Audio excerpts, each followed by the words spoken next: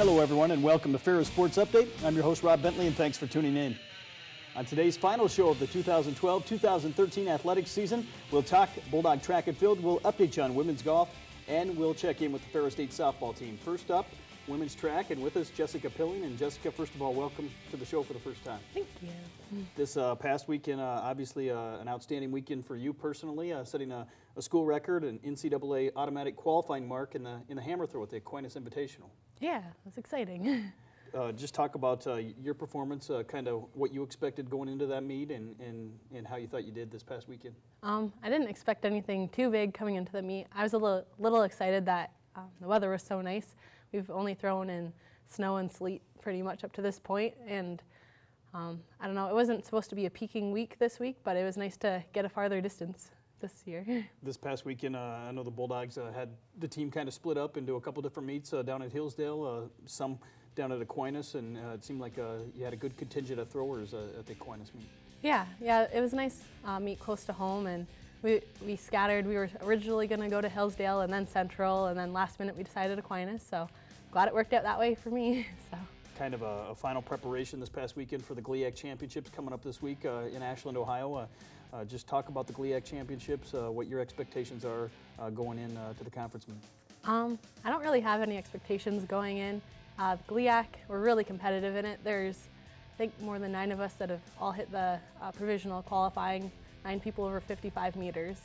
And so we're all pretty close. I'm just gonna go out there and try and be in the moment, but at the end of the day, we're focusing on nationals now, so.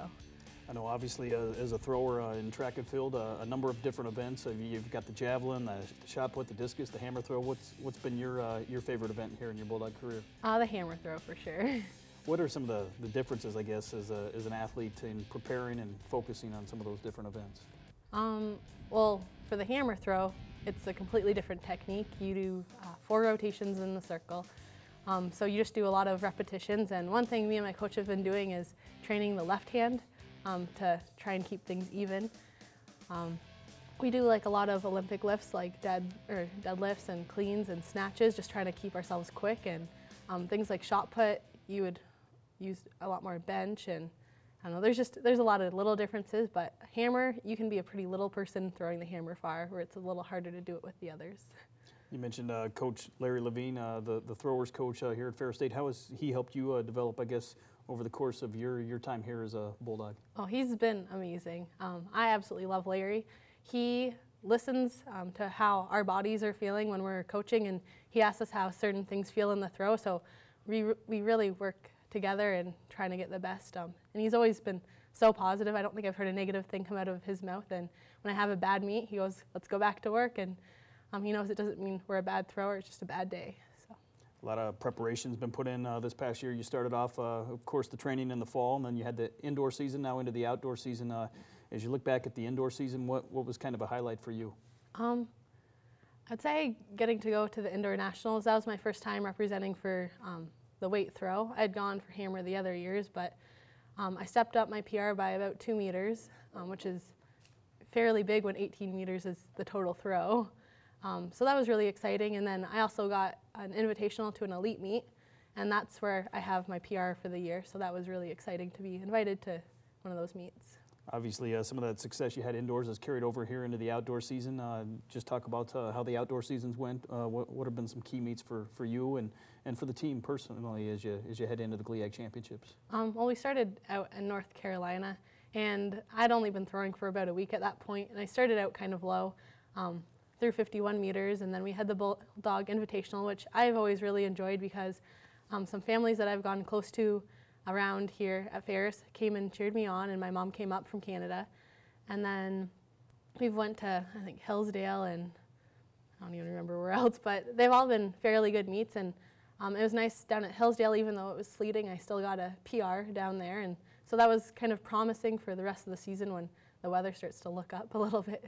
As you get ready for the GLIAC Championships, obviously one of the favorites, certainly in the hammer throw going into the conference meet. Just talk about what that means to you. I know the GLIAC has a long and proud tradition of some great throwers over the years. I know it's kind of exciting to be placed in one of the top of the hammer throwers. It's something that I've really enjoyed being able to work at, and while being placed going into the GLIAC is important. It doesn't mean anything. My freshman year, I wasn't even ranked top 10 and I won the GLIAC that year. So it's fair game at every competition, and hopefully I can step my game up when I go. Obviously, you've already qualified for the national championships. Certainly that's still a few weeks away. You'll have a couple weeks to prepare after the GLIAC meet. What goes into that training period as you get ready for the national championships? Well, we'll probably start to reload my system, which means I'll start like it was the beginning of the season. I'll do a lot of heavyweight stuff, and then we'll gradually back off and do a little quicker work. And so I'll probably see a downfall in my throwing for a little bit, and in hopes for a bigger peak at the end of the year. Obviously, track and field, one of those unique sports. It's an individual sport, but still a team sport. And just talk about how you build those relationships with your teammates, certainly both in the throwing area and also with the rest of the track team. Oh, I absolutely love all our throwers and all our runners. We are just a little family. Especially at practice at meets, it's really important to have the other throwers there cheering you on. And one thing I absolutely love is working with the other hammer throwers and seeing what they do well. And like anything, people do bad things in their throws and good things, but if you can pick out what they do good and add it to your throw and see how it's done, it's such an advantage to be able to see it in person. And then the runners are always very supportive. We have them come to our meets and cheer us on, and it's just nice to have that support, and I really enjoy the spirit that comes with doing track. Obviously, the entire team heads to Ashland, Ohio this week for the GLIAC Championships, and hopefully weather conditions will be nice down in Ashland, Ohio. Talk about how the weather plays a difference in some of your throwing events, and how that can have an impact on your performance.